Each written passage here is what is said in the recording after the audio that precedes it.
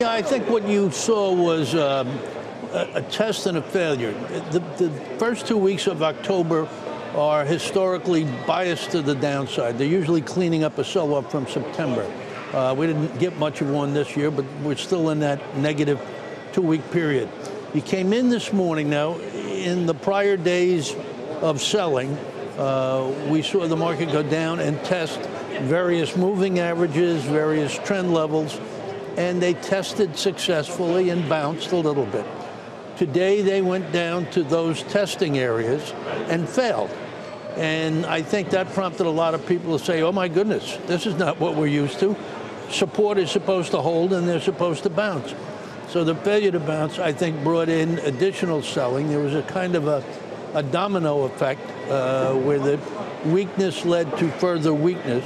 And I think that's why you're down 600 and some odd points. I mean, it's getting pretty ugly out there, and it looks like we are heading into a nasty close.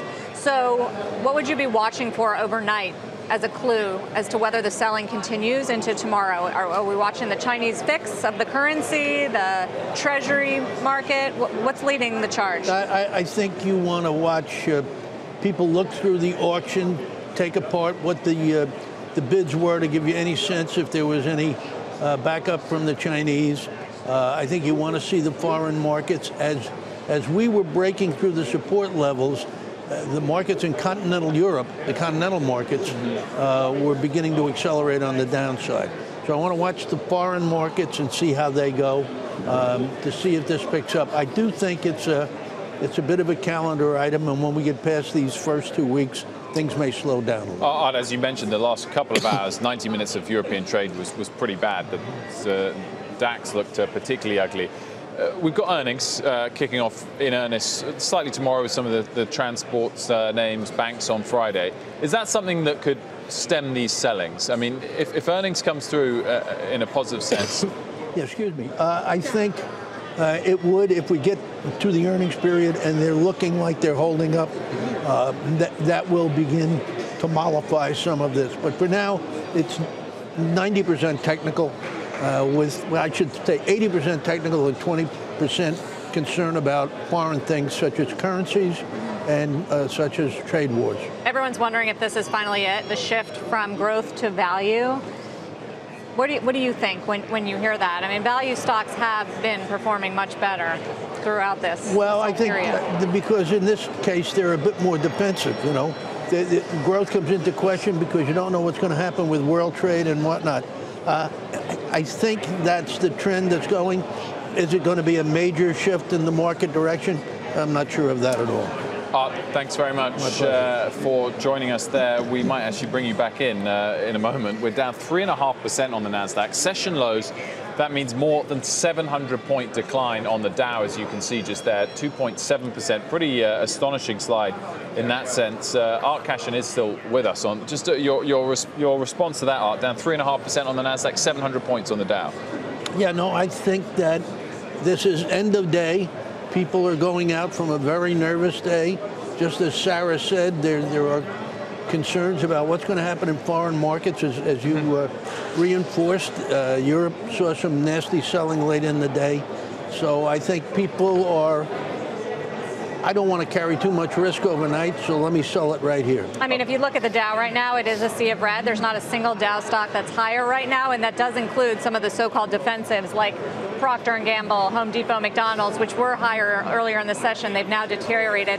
The biggest losers on the Dow and in the overall market are stocks that have been big winners. Momentum names, winning names like Nike, which is dragging down the Dow, Microsoft, Boeing, Visa, the sort of liquidation theme. The reason the selling is broad, there's an old saying in Wall Street, when you can't sell what you want to sell, you sell whatever you can, including your grandmother's necklace. Okay, so some of the favored stocks are no longer favored when you're in this kind of sell-off. We've just dropped below the 200-day moving average on the NASDAQ. We're quite a long way below the 100-day moving average on the S&P now.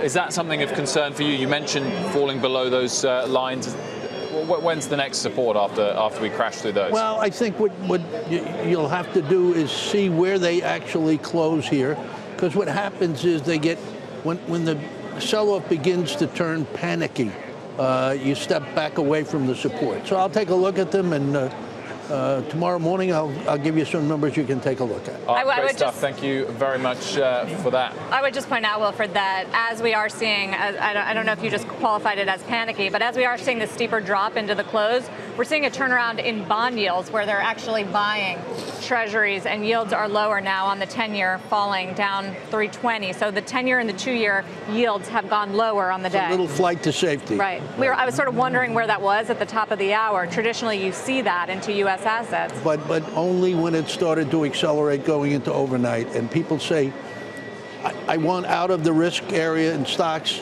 I need some protection. Let me buy some bond. I think there's going to be a lot of phone calls to the Fed tonight among the internal Fed members. Should we be concerned about this and where we're going to pick up? You think there's some blame that goes to the Fed? I think they moved a little fast, and they're sticking with the dot plots, and that's really the you problem. agree with the president? They're moving fast. Yeah, I think they move pretty fast. I've been a bear Look how on good yields. the economy's been.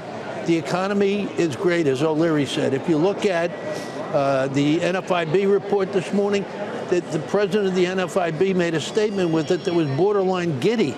She talked about how great the economy was. So that's an environment where you would expect the Fed to be raising rates. I understand that, but it's beginning to have an effect in things like housing and other places. So I think they want to be very wary as they move along. I think you got to go away from the dot plots. We'll hike rates if it is in order. So they're almost committed on December already, but I think I want to hear some conversation from the various Fed presidents and Fed governors as to what they're monitoring this. Right.